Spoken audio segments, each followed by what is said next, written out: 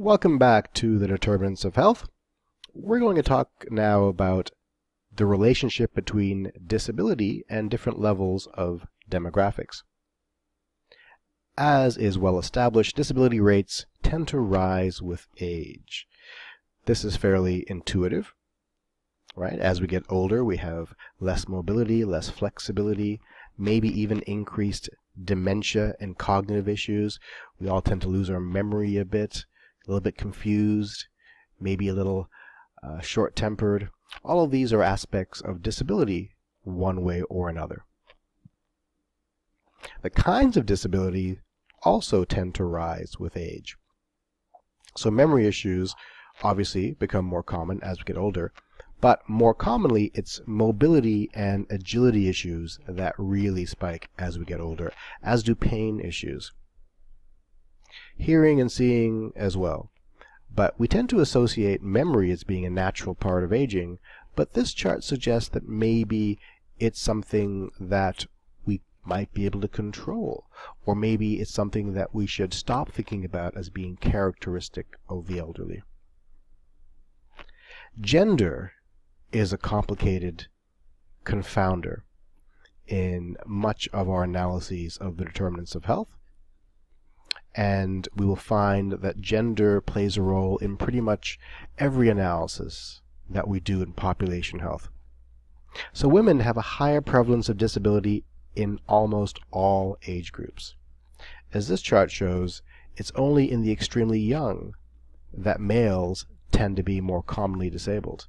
But by the time we hit the teenage years, women start overpopulating the disability ranks. Now, it's not entirely clear why that might be, but we do know that the types of disability tend to vary with gender as well. So men are more likely to have developmental, psychological, and hearing issues than are women. But women tend to have more of the other types of issues, like pain, speech, and agility. It's important to think about the gender differences because women tend to assume responsibility for all kinds of social roles, particularly child rearing and even elder care. So the extent to which women are limited by an impairment, prevented from participating in social activities, or prevented from doing activities that they deem to be economically or socially important, also affects other people. So we care a lot about women's participation in society, not just because it's the moral thing to do, but because what affects women tends to affect children and tends to affect the elderly as well. Women are also more likely to be lone parents, a lot of single mothers, and therefore have fewer opportunities for stable, high-paid employment. So there's this double burden on women. They're more likely to be poorer and more likely to be disabled, and that's a recipe for increased suffering. In fact, women with disabilities are a lot more likely than men with disabilities to live beneath the poverty line. So let's talk a bit about income and employment as they're related. So disability, as I think we all know, can be an impediment to employment, and therefore a gateway to both low income and poverty. In fact, we find that amongst the lowest income groups in most societies, we find higher rates of disability than we would find in higher income groups. This makes sense. If disabled people have a harder time finding jobs, they're more likely to be impoverished. So here's some stats from the USA. 82% of Americans are employed, but only 52% of disabled Americans are employed. And only 26% of severely disabled Americans are employed. Now, what does it mean to be severely disabled? That's a variable term. Lawyers tend to define it as people with extreme functional limitations in a variety of domains, but the definition tends to vary and is subject to interpretation. But I think we all have a hand-waving understanding of how one person can be more severely disabled than another person. Their activities are more limited. So in Canada, disabled men earn about $10,000 less than non-disabled men. The gap, though, is slightly less for women. So that's one way in which women are doing, I guess, a little bit better than men, but not in a profoundly great way. Like all the determinants of health, there's a lot of interplay between these factors. So this graph shows us the differences between income, between disabled people and non-disabled people, divided between gender and age. So we find that with men, amongst the young people, 15 and 64, those with disabilities make a lot less than those without disabilities. By the time you get to the seniors, that gap has shrunk significantly. Amongst women, the gap is bigger amongst the young working age individuals. The gap between disabled and non-disabled income is quite large.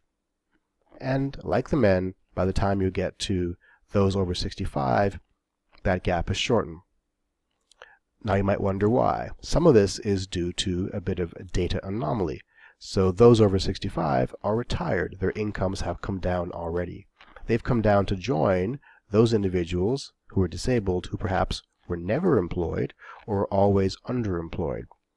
So this isn't so much a case amongst the elderly of disabled people doing better as much as it is a case among the elderly of non-disabled people doing worse. Because as we all get older, we tend to do less economically well due to having fixed income, pensions, and so forth. So disabled adults in Canada are much less likely to receive a university degree. In fact, they're half as likely. So if you haven't got a university degree, you're a lot less employable. Not only are you a lot less employable, if you are employed, you're going to make less money. So if you make less money, you're going to have a lesser quality of life. As a result, disabled people are more likely to have a lesser quality of life. There is this interplay between education and income that we talked about in the socioeconomic status lecture. So if you can't get an education, that's going to affect your progress through a variety of domains in life, including income, including overall sense of quality of life. A big part of the problem is that companies are hesitant to hire people with disabilities. That's one of the reasons people are slow to declare their disabilities. Now you may ask yourself, which kinds of disabilities are the most unattractive to employers? It's hard to say. But I imagine the psychological disabilities aren't good sellers to employers. The physical disabilities that require a lot of accommodation are probably also not particularly attractive to employers. And this is a problem because it really doesn't cost a lot of money to employers to accommodate such disabilities. And they're denying themselves the opportunity to have pretty good workers by simply not investing in some basic accommodative features. So this graph shows us the employment rate of people with and without disabilities. The light blue bars are people who have not had factors adjusted for them, and the dark blue have adjusted factors. So what adjustment means statistically is that we have numerically controlled for the influence of age, sex, and a variety of other factors, including education. This is done through multivariate methods, in this case through something called a logistic regression. Don't worry about it too much. The trend here, though, that I want you to understand is that increasing severity of disability is a predictor of low employment rate.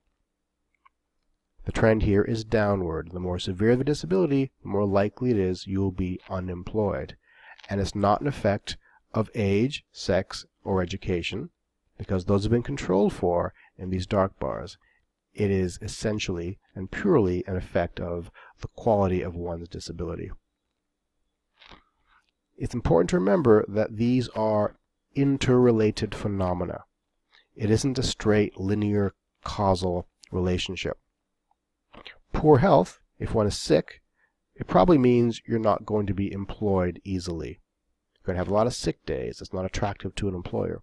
Or maybe if you're sick, you probably can't get a great education, and that's going to affect your employability. If you're sick, you're also going to be more likely to be disabled. If you're disabled, you're probably more likely to be sick.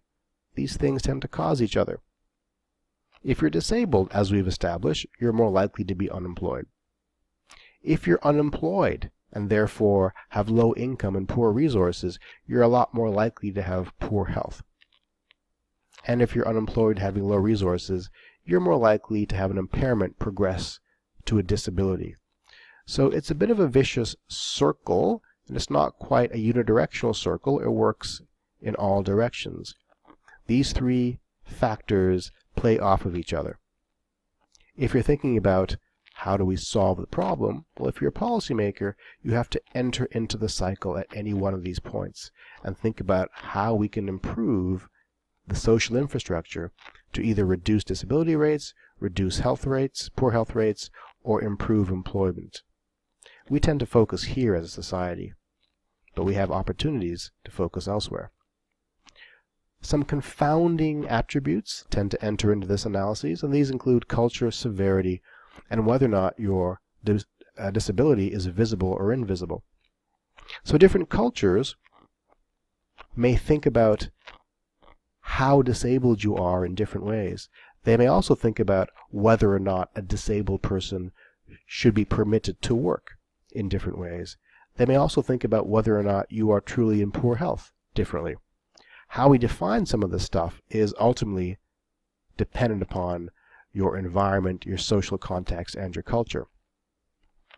The severity of your disability will play into this in profound ways, as we've seen in the earlier data. More severe disability means a lot less employability and a more likelihood to have poor health. And whether or not your disability is visible or invisible will also play into this. If it's an invisible disability, then maybe you can get away with not declaring it and prevent your employer from discriminating against you. At the same time, if it's invisible, you're less likely to have any sort of accommodation when it leads to poor health. If you're suffering from depression, for example, which is a mental disability, it may not affect whether or not your employer screens you out because you don't have to declare it to them. On the other hand, you're a lot more likely to take sick days on days when you're not doing pretty well. You need some extra help. So it's a complicated stew of factors contributing to the struggles of impaired and disabled individuals as they make their way through our complicated society. It's important to think about the barriers to providing appropriate services to disabled people. We can think about this in many ways. I'm going to talk a little bit about a paper that came out in 2011 by the WHO, and they identified 8 particular categories of disabilities that individuals, communities, and governments face when trying to provide adequate services for disabled individuals. And this is on a global level. This isn't just about Canada. So we're talking about low-income and high-income countries. Let's go through them. The first one they identified was inadequate policies and standards. So let's think about education as an example. Does your place of education have policies for accommodating disabled individuals? Think about individuals with learning disabilities. Is there a policy that allows them extra time to do an exam, or allows them a computer to write an exam in, or a quiet room, if that's what their particular disability requires? Sometimes there are negative attitudes. I'm sure if you're an individual who perhaps has one of these disabilities and has sought accommodation, even if your school or university has a policy that permits accommodation, you've probably come across a professor or a teacher who is hesitant to allow you to do so, who probably doesn't believe that you have a disability. So these attitudes can really slow down the appropriate granting of accommodation services. Maybe the services aren't even there. So there may be a policy in place that individuals must be accommodated, but the policy isn't well enacted. Think about the buildings on your university campus. How many of them have ramps for wheelchairs? How many of them are manageable by people with hearing disabilities or visual disabilities? We all have policies that say that we should try our best to accommodate people with disabilities, but often we don't manage to do so. Sometimes service delivery is just bad. So, at our university, we have services for individuals with learning disabilities who have to take their exams in special rooms, and we try to arrange it in such a way that everything is set up ahead of time, but they often don't do a very good job, either because there is inadequate funding or poor training or just some confusion on the day. So sometimes there isn't space for the individual who has been granted accommodation. Most commonly, we find inadequate funding for providing services for disabled individuals. Building a ramp to a building or a classroom costs money. We can say that we should build it, but there will be some time in between enacting the policy and actually building the accommodation infrastructure. Lack of accessibility. Okay, the building at your university or your school might be accessible. Maybe we've built that ramp, but how do you get there? Does the bus system have a process by which your wheelchair can get onto the bus? If you haven't got a car, if you do have a car, can you get in and out of your car? Is there a way to get from the parking area to the ramp in your building without having to go over some stairs? Accessibility is a big deal. Lack of consultation. When they were devising these accommodation services, were disabled people involved in deciding where and when and how big and how frequent these services will be offered? And lack of data and evidence. As an epidemiologist, I keep coming back to this one. Very often we make decisions based on hearsay or quick observations, and very infrequently are our decisions based on a thorough understanding of well-collected data. We don't have very good data about disability rates in poor countries. Not at all.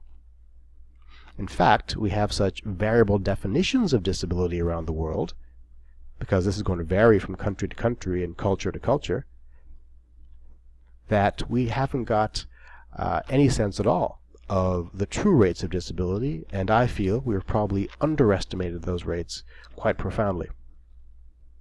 So if we're underestimating the number of people who need accommodation, we are probably not giving enough accommodation.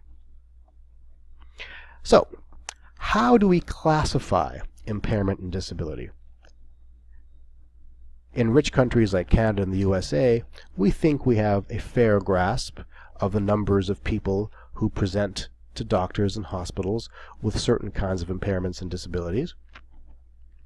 But we like to categorize these things so that we can do computations on them and make pretty graphs and explain things to policymakers. So we need processes for understanding how these experiences are classified. So I'll tell you about 3 such processes. The first is something called the International Classification of Diseases, ICD. The ICD has gone through several iterations over the years. I believe we're at the ICD-10 right now. And the ICD is managed by the World Health Organization. It's essentially a list of codes that are associated with health conditions, diseases. If you go to your family doctor or the hospital or a walk-in clinic and you present with a condition and they take a blood sample and they test that blood sample and they find that you have a disease, or maybe you've got the flu, or maybe you've got a broken leg or a bruise, those are well-known, acknowledged medical conditions. There's a code for that condition, an ICD code, that they look up. There's someone employed in that office whose job it is to look up your condition and find the code and to add that code to your file. Why? Because now we can perform mathematics on these conditions. This is why we're able to have such good and up-to-date information on a national basis of the numbers of people who have certain kinds of cancer, for example, or heart disease, because the hospitals release their counts of ICD conditions on a regular basis of the government. This is the basis of a lot of large-scale big data epidemiology that's done in well-monitored countries like Canada. Some of the things that pop up on the ICD system might surprise you. When I was a graduate student, one of my assignments was to watch a season of ER, the TV show ER, and to keep track of the kinds of diseases that the fictional patients would present to the fictional hospital in the TV show. And we would code, according to the ICD system, the appropriate code for those diseases. And then at the end of the semester, we compared what we found to what was expected in the real city in which ER was set. I think it was Chicago. What we found was that the TV show was fairly accurate in its portrayal of the disease distribution of Chicago, except that they tend to have more women on the TV show and more violent acts, probably for more drama. I also found that some of the codes were a little, shall we say, unusual. For example, there was a code for lycanthropy. Do you know what lycanthropy is? It's werewolfism. I know this because there was an episode of ER where one of the patients thought he was a werewolf. So I looked it up. Lycanthropy is a code. It's a kind of schizophrenia. I don't know if it's still there, but it was there at the time. So similar to the ICD is something called the DSM, the Diagnostic and Statistical Manual of Mental Disorders. The ICD is maintained by WHO, but the DSM is maintained by the American Psychiatric Association. So it's essentially the ICD for psychiatric diseases. Think about it that way. The ICD has everything in it, psychiatric and non-psychiatric. The DSM has a lot more detail around psychiatric issues. And lastly, there's the ICF, which is the International Classification of Functioning Disability and Health. It too is maintained by the World Health Organization, and instead of classifying for diseases, it has a list of functions. So, and impairments, things like that. So I encourage you to explore these lists, these interest you at all. There are links on the textbook, and as well you can just Google these titles and get copies of these lists for free online. Thank you.